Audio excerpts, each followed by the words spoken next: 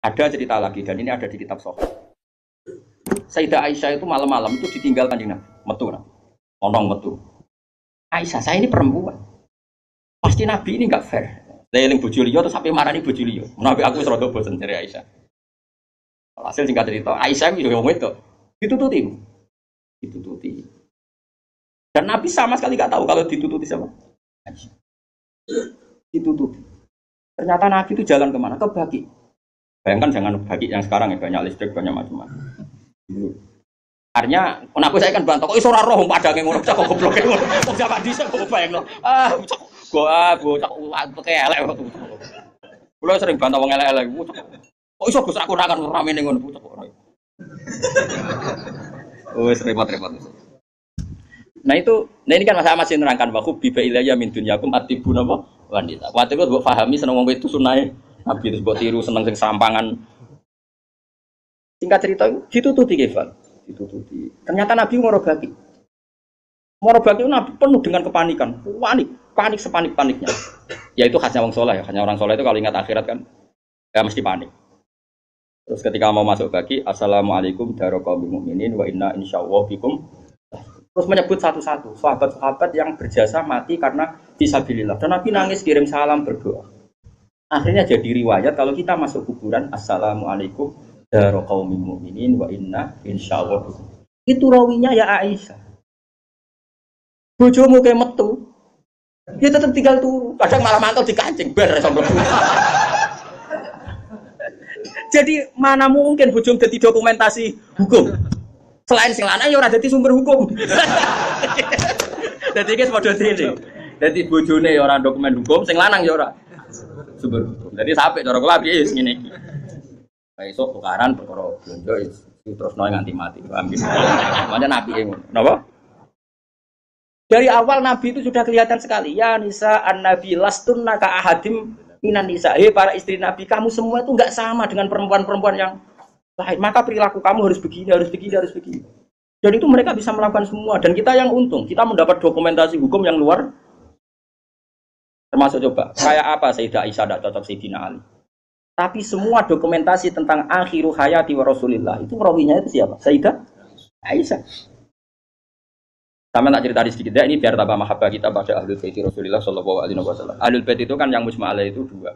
Satu para habaib dzurriyyah, dua azwat. Apa? Azwat. Karena azwat ini yang tentu yang derekno zaman itu. Kalau habaib dzurriyyah meskipun turunan tapi kan sebagian mereka tidak menyaksikan zaman Rasulullah. Paling Sayyid Hasan Husain, terutama Hasan yang sudah agak besar. Begini. Nabi itu ketika Kubaila wafati, ya kalau bahasa halusnya itu intakola ilar rofiqil ala. Saya ulang lagi ya. Jadi kalau bahasa sopannya itu tidak wafat atau mati, tapi apa? Intakola ilar rofiqil ala. Bahwa Nabi sekarang sudah pindah di alam yang ar-rofiqil apa? Ala, ke alam yang lebih tinggi. Nah, makanya beberapa tarikh menulis itu intakola rohimahullah. Misalnya menulis mu'alif meninggalkan intakola rohimahullah ila rahmatih begitu. Kalau kan Nabi apa istilahnya intakola ilar rofiqil ala. Sudah, tapi kita bahasakan wafat saja. Ini karena yang mudah difahami. Nabi Sayyidah Aisyah itu gak seneng Sayyidina, gak cocok. Ya biasa lah orang cocok. Wah, Mustafa kok kira cocok, ya cocok. Tapi orang dulu ya sudah bisa ngelola konflik, karena cocok lah ya. Awor ya biasa. Jangan kira aku terus awor gue terus cocok ya ndak. Ngawur ya sembrono. Tapi barang gedeng ya ora penting gedeng. Ya biasa wae napa. Kanca ngaji biasa. Sayyidah Aisyah itu ketika Nabi mau wafat tuh kelihatan sekali. Dan hebatnya Rasulullah itu sering ngendikan gini. Dong saya ini wajib siwakan karena saya ini unaji malam tunaji. Saya ini selalu munajat sama zat yang kamu tidak munajat dengan zat itu. Itu kan masyhur, Nabi dikasih makanan enak tapi materinya itu ada bawang merah. Ya saya ulang lagi, materinya itu ada bawang. Terus Nabi gak mau dahar, kata sahabat. Dan biasanya lewat istrinya karena dihadiahkan lewat keluarga. Ya Rasulullah apa? Saum itu haram. Saum itu bawang apa? Merah maupun bawang apa? Putih. Kalau bahasa Arab biasanya saum basol itu ya. Kata Nabi, enggak, bawang itu enggak haram. Cuma saya beda dengan kamu, saya ini enggak boleh makan sesuatu yang menimbulkan apa? Bau. Fa ini unaji malam tunaji. Fa ini unaji malam tunaji. Saya ini munajat sama orang sing kamu tidak munajat sama orang itu, tapi saya munajat. Maknanya Allah. Jika Nabi itu merasa wajib siwakan. Saya itu alhamdulillah dalam banyak hal siwakan itu kebutuhan. Makanya Nabi jangan bayangkan rokok meskipun enggak haram. Meskipun mungkin enggak haram, tapi potensi haramnya juga tinggi. Karena ya tadi pasti menimbulkan apa? Singkat cerita, pas nama wafat, dalam keadaan mau wafat dan cara dohir, saya ulang lagi, ngadepi sakaratul maut. Abdurrahman itu adiknya Sayyidah Aisyah, maunya saudaranya Sayyidah Aisyah. Apa adiknya, apa kakaknya, maunya saudara. Itu pas bawa apa? Siwak. Itu Nabi melihat siwak itu kelihatan senang sekali. Coba, mungkin enggak istri kamu melihat kamu mati, masih ingat sunnah-sunnah kayak siwak. Gue kok mati, zaman urip aku loro pemenang buat tinggal. Mati, mesti wiridanya kan gitu. Urusan materi. Ojo mati sih, utangin beres kok sih. Anak-anak warisi sih mati. Istrinya Nabi itu enggak. Ketika melihat isyarat Nabi itu mencintai apa? Siwak. Kata Sayyidah Aisyah, apa engkau ingin siwak ya Rasulullah? Nabi manduk. Nabi karena sudah sakit sekali enggak ngendikan manduk. Sama adiknya diminta, siwak kamu tak pek. Terus ketika dia pakai Nabi itu keras. Aisyah langsung menangkap. Oh, keras. Ulayinuhu laka ya Rasulullah. Apa perlu saya talin, saya haluskan.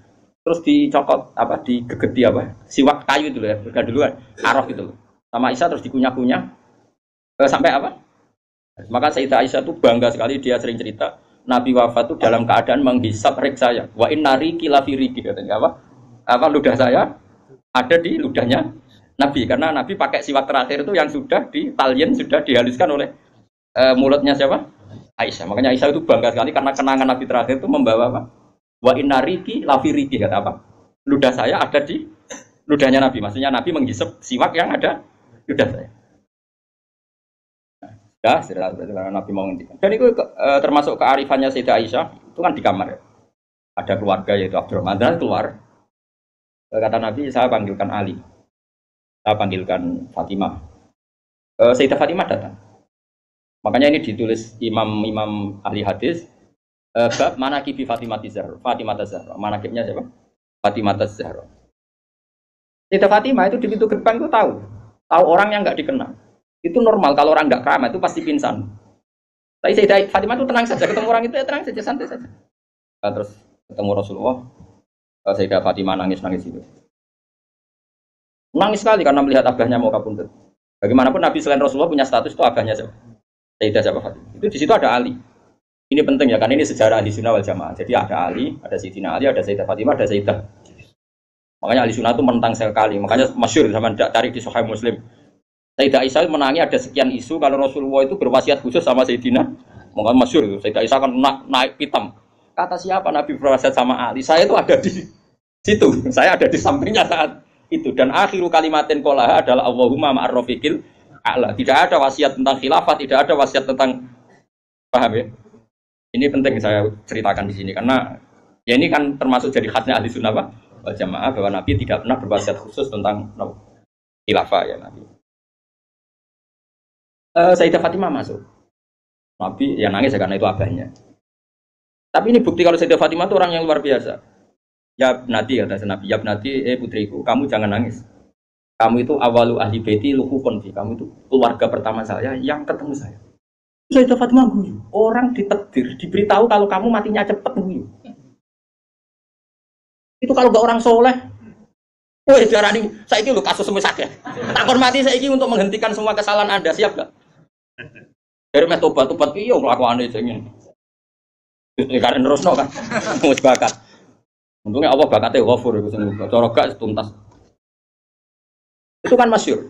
Setelah nyata-nyata Nabi wafat, masyhur itu kan Sayyidah Aisyah tanya. Padahal satu kamar. Tapi tadi karena Nabi ngendikan itu asarra ilayya Rasulullah, kata Sayyidah Fatimah itu asarra ilayya Rasulullah. Nabi merahasiakan ke saya. Terus ketika Nabi benar-benar sudah wafat, Sayyidah Aisyah tanya, ya Fatimah, kenapa kamu pertama nangis? Setelah dibisiki Nabi, kamu tertawa. Saya dikasih tahu bahwa saya ini pertama keluarga yang ketemu sama Nabi. Maka saya senang sekali. Itu kalau udah orang soleh kan. Nah kenapa saya katakan Sayyidina Ali dengan Sayyidah Aisyah itu ada sentimen? Karena tadi Aisyah itu manusia. Masih Ummul Mukminin manusia. Ketika ada isu hadisul ifki, itu Sayyidina Ali komentarnya gini, ya Rasulullah saya tidak tahu apa Aisyah salah apa benar. Tapi jangan bikin pusing, wan nisa siwaha kasiro. Ganti saja kan gampang kan. Perempuan tidak hanya Aisyah. Mangkel dia masih ingat orang dikomentari. Jadi gak nuduh zina, ya gak nuduh Aisyah salah. Tapi memberi memo Nabi, sudahlah Nabi itu gak usah dipikir. Ganti yang lain. Wan nisa siwaha kasiro. Perempuan lainnya kan banyak. Jadi mangkelnya Sayyidah Aisyah dengan Sayyidina Ali juga karena perang Jamal min awalil amri ini sudah apa?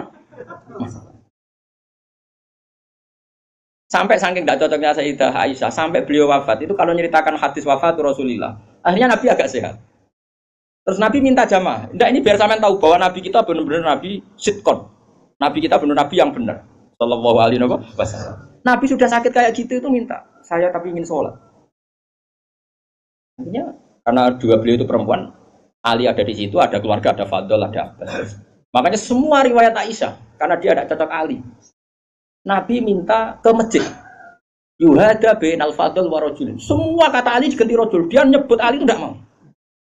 Akhirnya Nabi ke masjid. Yuhada bainal fadl wa rajulin akhar. Enggak pernah nyebutnya Ali. Jadi mulane kena gedeng wong mau nyebut ono sanate. Jadi mulane terus nawae ora gedeng wong ora usah sebut apa jeneng. Yuhada bainal fadl. Fadl itu saudaranya Ali. Fadl bin siapa? Bas. Semua riwayat asal yang ngomong itu siapa? Aisyah itu enggak. Yang ngendikan Aisyah itu gak ada kata Ali. Wa baina rajulin akhar. Sampai singkat cerita suatu saat ada orang yang tanya lagi sama Sayyid Abbas, Sayyid Abdul bin Abbas, Sayyid Fadl, kadang tanya Husam, yang saudara-saudaranya. Man rajulun akhar. Rajulun akhar itu siapa? Aisyah itu gak jawab. Yang jawab Sayyid Abdul bin Abbas. Kamu tahu siapa? Ali. Wah, jadi kaidah ahli hadis kalau ada disebut rajulun akhar itu Ali. Sayyidah Fatimah itu aslinya rapati cocok sama Aisyah, makanya rata cocok itu sunat. Karena Nabi itu pernah didatangi tamu. Tamu itu kebetulan saudarinya Sayyidah Khadijah. Namanya Halah. Halah itu Khadijah. Yang dipakai dalil NU Haul. Tapi kok untuk dalil kok kuno bareng ya Nabi itu sering sekali itu bikin mayoran-mayoran gitu makan-makan itu. Yang nyembelih wedhus pokoknya makan-makan. Untuk ngenang siapa? Khadijah. Apalagi yang datang itu kalau keluarganya. Makanya beberapa GNU membuat dalil bahwa mengenang orang meninggal itu boleh. Buktinya Nabi mengenang. Yang saya ingkarkan dibahasakan haul. Saya tidak tahu itu apa ada haul mas itu. Tapi ya saya percaya haul itu baik. Yang penting ojo kowe cuma kholi terus wae ngel wong. Lah di umat ojo napa? Aneh-aneh.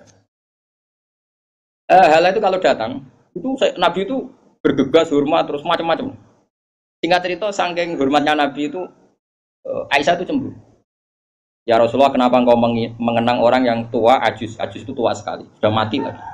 Bapak Abdallah dan kau sudah diganti yang lebih baik ketimbang dia. Masih muda, masih hidup. Pokoknya maksudnya ya dirinya itu. Gue rasa bakas yang wis. Singkat cerita itu membuat Sayyidah Fatimah sakit karena ibunya dikomentari ajus tua. Ibunya kan Sayyidah Khadijah. Tentu kan dia tua wong. Ini kan Nabi sudah umur berapa? 40. Ini itu yang cerita guru-guru saya termasuk Mbak Mun. Ini ada sanad musalsalannya semua guru-guru kita cerita. Gue nak guru mau guru sipir ya roh. Nah terus Nabi itu ya unik, meredakan dua konflik itu. Aisyah bangga karena istri muda dan dicintai Nabi. Sayyidah Fatimah tentu bangga sekali sebagai putrinya Nabi, tapi yang mangkal sekali ketika ibunya apa? Dikomentari. Nabi itu oleh marahi lucu. Fatimah, kowe kepengen Aisyah menghentikan komentari ibu. Nggih ya Rasulullah, wong nggak komentari ibu. Tapi Nabi yang mengloroi Aisyah kan masalah nanti. Berkebujo ayu nak ngambek ya masalah kan. Jadi Nabi ya pinter mau dari Aisyah langsung wah ini masalah ini. Tapi kamu jangan katakan politik, Nabi itu udah politikus. Ya soalnya pinter, pinter, saat diterang, pokoknya pinter. Kandani ini, Aisyah Firamen ngomong ngono. Kandani sebuti ya Rasulullah. Ibuku lebih hebat timbang gue. Ibuku itu rondo untuk Joko. Kowe ayo lah, itu piye-piye itu perawan untuk duduk.